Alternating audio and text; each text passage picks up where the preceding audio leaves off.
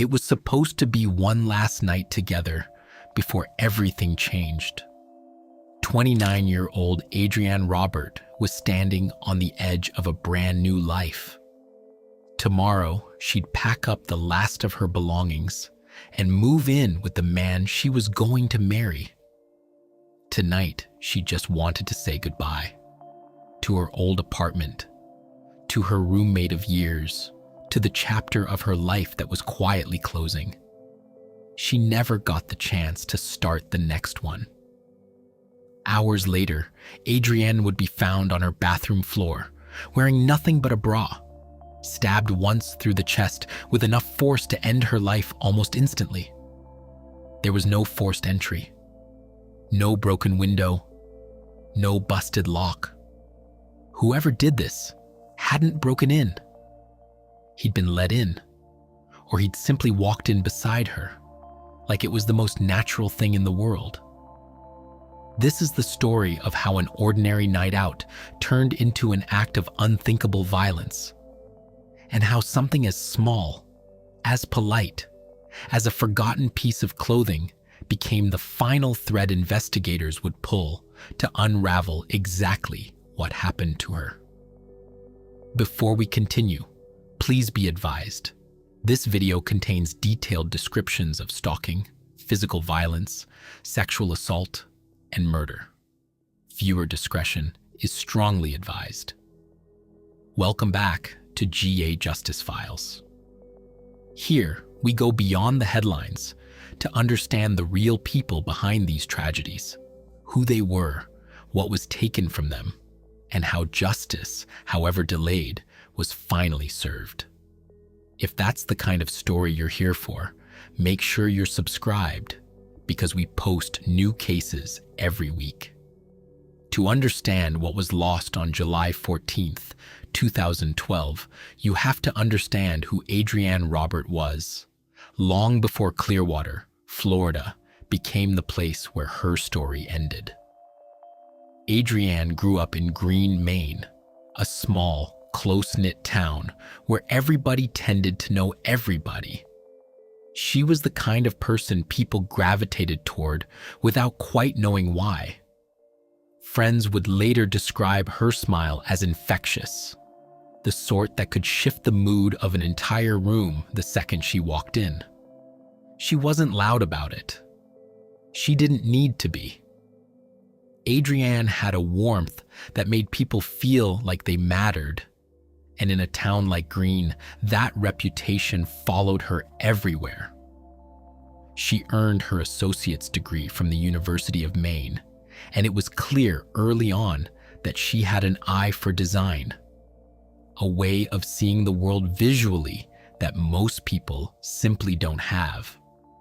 She put that talent to work at the Sun Journal in Lewiston, where she worked as a page designer, shaping how the news of her community was seen every single day.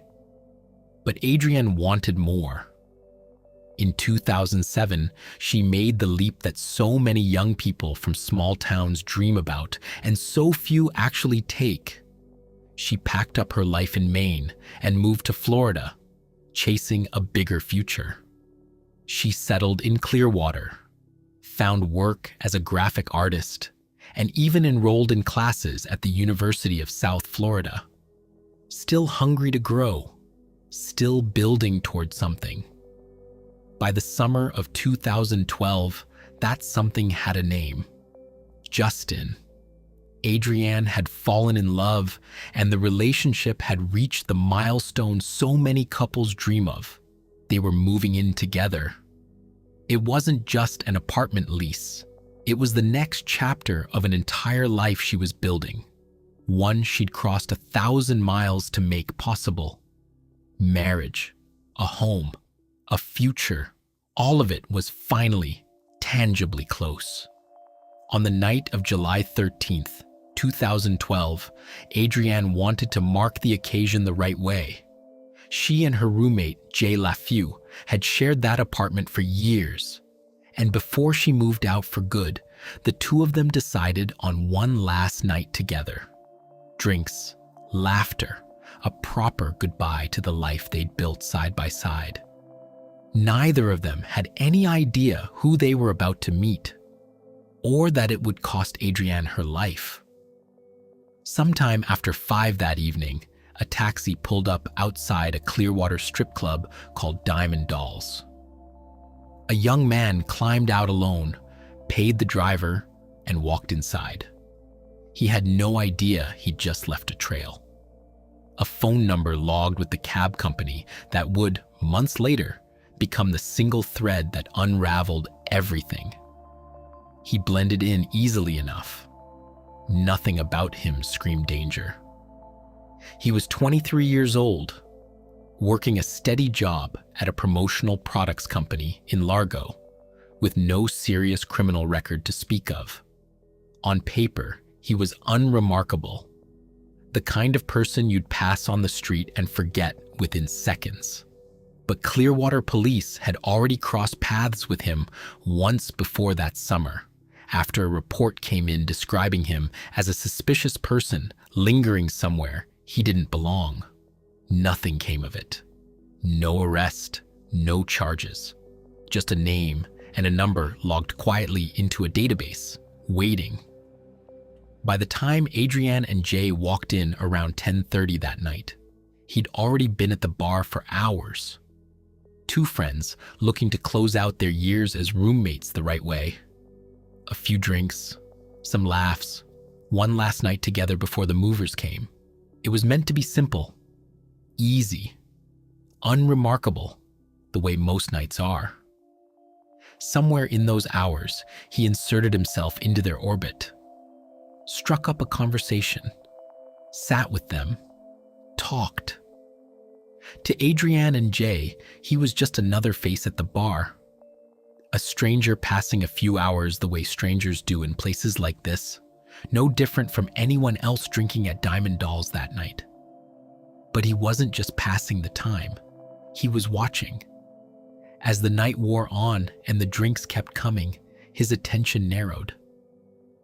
Jay was ready to stay a while longer. Adrienne wasn't. Somewhere around 1:30 in the morning, she decided she'd had enough. She was tired, she had a big day ahead, and the walk home was only 1.5 miles. Jay chose to stay behind for one more round. It was a small, unremarkable decision, the kind roommates make every day without a second thought. Adrienne gathered her things and walked out the door alone. She left something behind. A black shawl, forgotten on the back of a chair in the rush to leave. It should have meant nothing. A minor inconvenience, maybe noticed the next morning, maybe never noticed at all. Instead, surveillance cameras captured him rising from his seat almost the moment she walked out. He grabbed the shawl off the chair and moved quickly for the exit, out into the dark, catching up to her on the sidewalk just steps from the club. The footage shows the exchange plainly. He hands her the shawl. She takes it. And then, instead of turning back toward the bar, he falls into step beside her. Together, they start walking toward her apartment. Adrienne had every reason not to be afraid. He'd just done something thoughtful, returned something she would have missed, saved her a headache, been, by every visible measure, polite. There was no reason to run, no reason to fight, no reason to do anything but say thank you and keep walking. That's what makes what happened next so hard to comprehend. He wasn't a stranger lunging from the shadows. He was someone she'd just spent hours sitting near. Someone who'd handed her back her own shawl with what must have looked like a smile. The walk should have taken about half an hour. Surveillance and later reconstruction of the route showed the two of them moving steadily northbound, side by side, toward the apartment complex on Pinecone Circle that Adrienne had called home for years. There was no struggle on that sidewalk, no raised voices, nothing to make a passing driver slow down and look twice. Just two people walking home from a bar, the most ordinary sight in the world. They reached her apartment sometime after 2 in the morning. There were no signs of forced entry, no broken lock, no shattered glass, nothing to suggest anyone had to fight their way inside. Whatever happened next, it happened because he was already through the door. What prosecutors and defense attorneys would later agree on stops there. Everything that happened once that door closed behind them would become the central, contested heart of the case.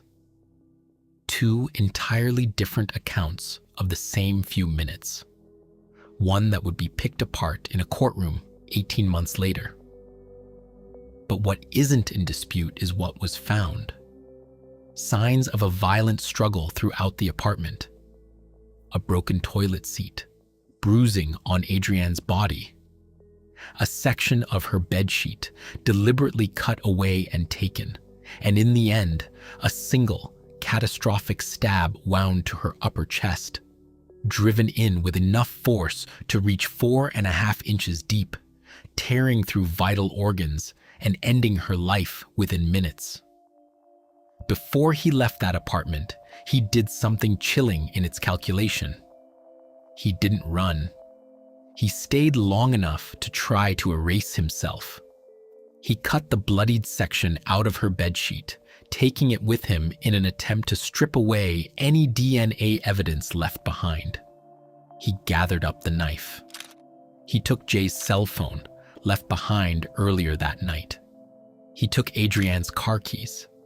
Then he walked out into the early morning quiet, climbed into her bright orange Jeep, and drove away, leaving her alone in the apartment she'd shared with her roommate for years. In the final hours before she was supposed to start an entirely new life, he had no way of knowing that a palm print on the outside of her bathroom door and traces of DNA soaked into the mattress pad beneath that missing sheet were about to become the two threads that would eventually unravel everything he'd tried so carefully to hide. Around 3:30 that morning, Jay LaFew walked back into the apartment alone. He'd stayed at the club a little longer than planned, enjoying one more round before calling it a night, expecting to find Adrienne already home, maybe already asleep. Instead, he found an apartment that felt wrong the second he stepped inside. The lights were on, but the space was silent in a way that didn't sit right. He noticed almost immediately that Adrienne's Jeep wasn't in its usual spot outside. A small detail, but an odd one, given she'd left the bar specifically to walk home and go to bed. He moved further into the apartment and saw the bathroom door was shut. At first, he didn't think much of it. Maybe she was in there. Maybe she was already asleep and he just hadn't noticed. But the silence kept stretching, and the unease kept building until he couldn't ignore it any longer. He pushed the door open. What he found inside would stay with him for the rest of his life. Adrienne was on the floor, unresponsive, wearing only a bra, a stab wound visible in her chest. Jay called 911 immediately, but there was nothing paramedics could do. She was pronounced dead at the scene. Pinellas County Sheriff's deputies arrived and declared the apartment a homicide scene within minutes. What they found matched the horror of the moment. No forced entry anywhere in the apartment. Whoever did this had walked through that door freely. But the interior told a different story entirely. A broken toilet seat, bruising on Adrienne's body suggesting she'd fought back, and a section of her bedsheet crudely cut away and missing, as if someone had tried to remove evidence of exactly where the worst of it had happened. Her orange Jeep was gone from the parking lot. Jay's cell phone, which he'd left in the apartment earlier that night, was missing too. 2 days later, on July 16th, Largo police located the abandoned Jeep, parked at a strip mall not far from the apartment. Whoever took it hadn't gone far. He'd simply left it behind, like he had nowhere in particular to run to, or like he never expected anyone to trace it back to him at all. Detectives now had a homicide with no forced entry, a missing vehicle, and a victim who had, by every indication, let her killer walk her right up to her own front door. The question wasn't whether this was random. The surveillance footage from Diamond Dolls already told them Adrian had left with someone she and Jay had spent hours sitting near at the bar. What detectives didn't have yet was a name. That was about to change, and it would start with something as small as a phone number tied to a taxi ride from earlier that evening. Detectives went back to where the night had started. They pulled the surveillance footage from Diamond Dolls and worked it backward, hour by hour, until they found him arriving alone, by taxi, sometime after 5 that evening, hours before Adrian and Jay had even walked through the door. That taxi ride became the break they needed. Investigators contacted the cab company and requested the booking information for that ride, and buried in the paperwork was a phone number. When detectives ran that number through their systems, it matched a name already sitting quietly in their database. Thomas Hampton Frederick, 23 years old, the same man logged weeks earlier in a suspicious persons report filed by Clearwater Police. He'd crossed their radar once before, and nothing had come of it. Now his number was tying him directly to the night Adrian died. But a name and a phone number weren't enough to make an arrest, not for a charge this serious. Frederick had no significant criminal history, which meant his DNA had never been collected, never entered into any database. Investigators knew who they were looking at. They just didn't yet have the proof to make it stick. So they did the only thing they could. They watched and they waited. Beginning July 16th, detectives placed Frederick under round-the-clock surveillance, trailing him through his daily routine, watching his job at Hit Promotional Products in Largo, watching his movements, waiting patiently for the one mistake that would hand them what they needed. It took nearly 2 weeks. Then, watching from a distance, detectives saw him flick a cigarette butt out of a car window and let it fall to the ground. It was such a small, thoughtless gesture. The kind of thing a person does 1,000 times without a second thought. But to the detectives watching him, it was everything. An undercover officer moved in, recovered the cigarette, and rushed it straight to the Pinellas County Forensic Lab for urgent DNA testing. The results came back unambiguous. The DNA lifted from that discarded cigarette matched DNA evidence recovered from the crime scene, from the mattress pad beneath Adrian's cut bedsheet, and from her body itself. Combined with the surveillance footage showing him following her out of the club, the taxi records placing him there hours before the murder, and the suspicious persons report that had first flagged his name, investigators now had what amounted to an airtight case. On July 25th, 2012, deputies walked into Frederick's workplace and arrested him without incident. He was charged with first-degree murder and grand theft auto for stealing Adrian's Jeep. According to authorities, Frederick made certain admissions to detectives during questioning, though at the time, investigators weren't yet revealing exactly what he'd said, or how far he was willing to go to explain away what the evidence already showed. That explanation wouldn't come out fully for another 18 months, Not until Thomas Frederick sat in a Pinellas County courtroom and told a jury his version of what happened behind that bathroom door. Thomas Frederick's trial began in January 2014, a year and a half after Adrienne's murder. And from the opening statements, it was clear the two sides weren't just disputing details. They were presenting two entirely different stories about what happened in that apartment. On one point, prosecution and defense actually agreed. Frederick had killed Adrienne Robert. That much wasn't in question. What was in question, the entire fight of the trial, was why and how and whether it was murder at all. Assistant State Attorney Noelle Festa laid out the prosecution's case plainly. She told the jury that Frederick had spent 8 hours at Diamond Dolls that night, watching Adrienne drink, waiting for his moment. When she left alone, he followed, using the shawl as his way in. Once inside her apartment, Festa argued, Frederick raped and inebriated Adrienne on her own bed while holding a knife to her eye, then followed her into the bathroom and stabbed her, driving the blade 4.5 inches into her chest as she knelt over the toilet, sick from the night's drinking. She wasn't a threat to him, Festa told the jury. She was vomiting when he killed her.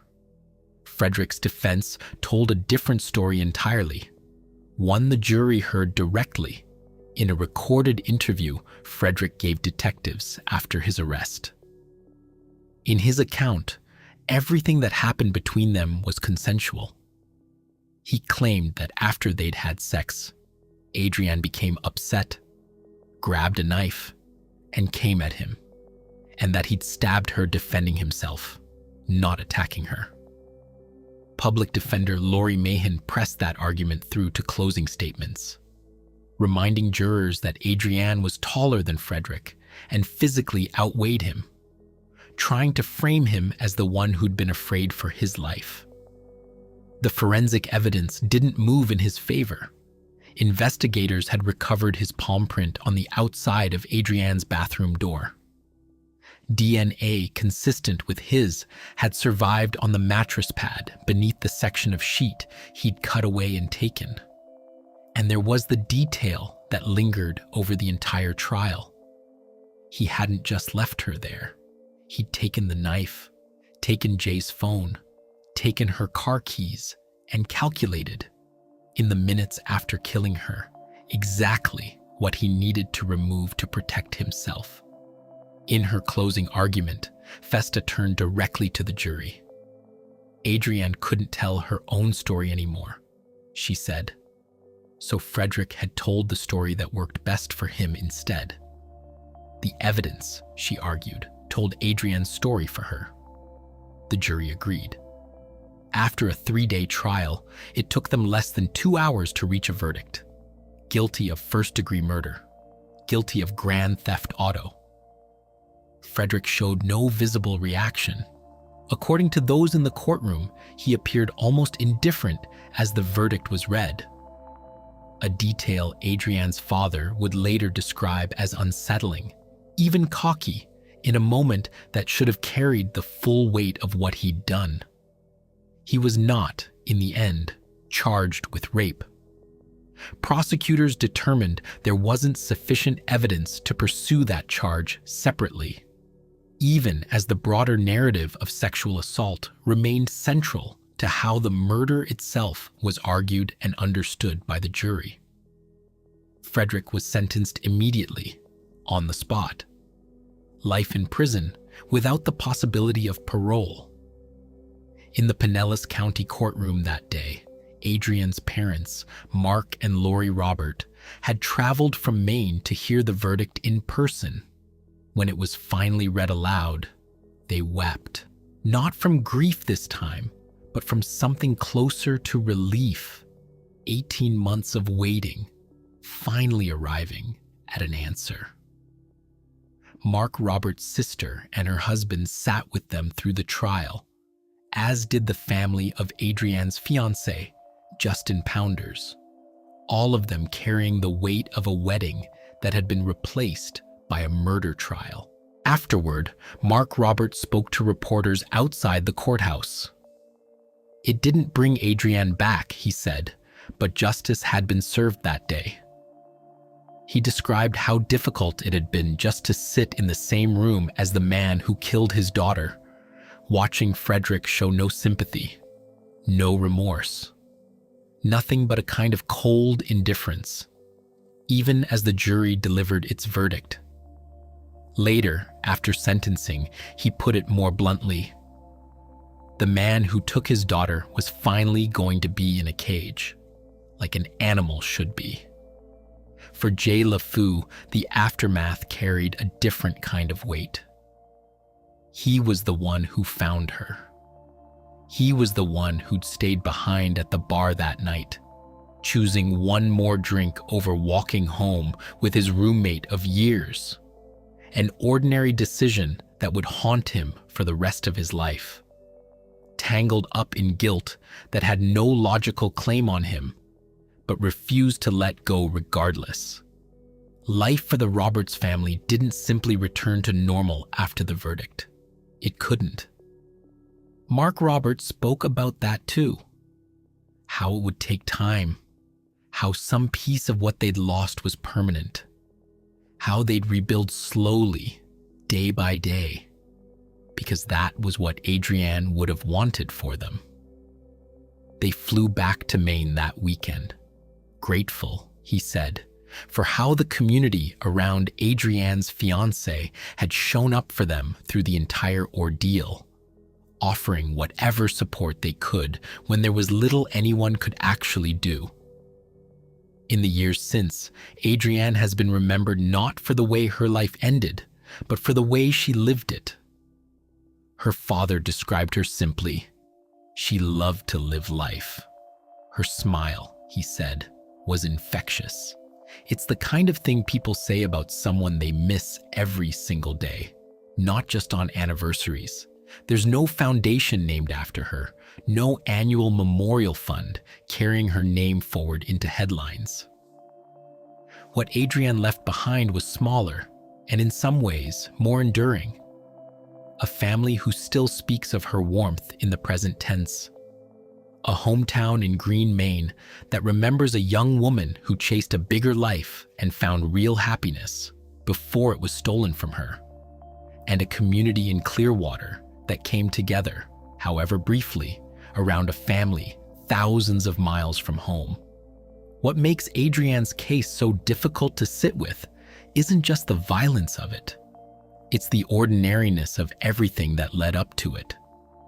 A night out with a roommate, a conversation with a stranger at a bar, a forgotten shawl. Every piece of that evening was completely unremarkable, right up until it wasn't.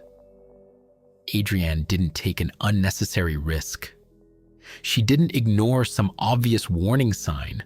She simply lived her life the way any of us do, trusting the ordinary politeness of a stranger, returning something she'd left behind. That's what makes her story worth telling. Not as a cautionary tale about what she should have done differently, but as a reminder of how thin the line can be between an unremarkable night and an unthinkable one, and how little control any of us really have over which side of that line we end up on. If this case affected you the way it affected us, let us know in the comments. And if you believe more should be done to protect people walking home alone at night, we want to hear that too. Thank you for watching, and we'll see you in the next one.